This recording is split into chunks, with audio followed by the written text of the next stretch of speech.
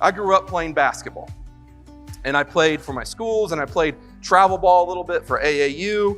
And does anyone, whether playing sports or gym class, remember running what was called suicides?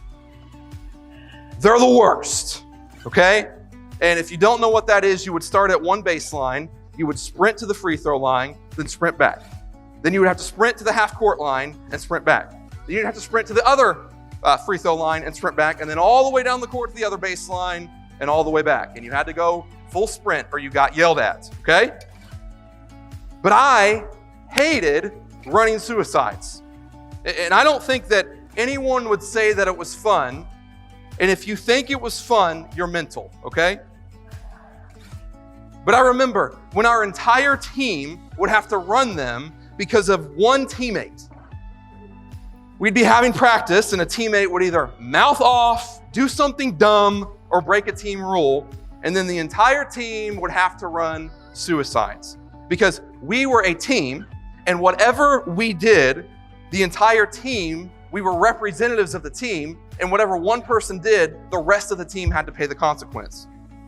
And everyone would look at that one teammate with just anger in our eyes, like, when we get to the locker room, I'm going to make you pay.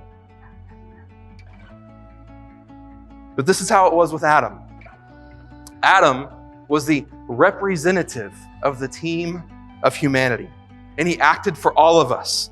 And by his sin, death entered the world. By his sin, we were all made sinners. And by that, we are all affected.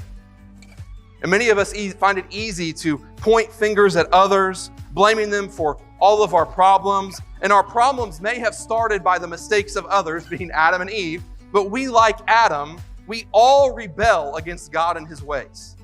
If God would have tested each human being in this room today, individually, we all would have failed because the result would have been disobedience. And because sin entered the world and death came as a result of sin, I need us to hear this today. We are all born into total depravity. Total depravity means that every part of our being, our minds, our will, our emotions and flesh have been corrupted by sin. Sin penetrates to the very core of our being so that everything is infected by sin. Sin penetrates to the very core of who we are, and it wreaks havoc on our bodies, our minds, and our souls. And because sin entered the world, everyone in this room is a sinner by nature. And this truth may not sound very good, or it may not make us feel very good, but it's the truth. And the cutest of all babies, like my beautiful Thaddeus, all babies are subject to death. David said in Psalms 51 verse 5, "Indeed, I was guilty when I was born.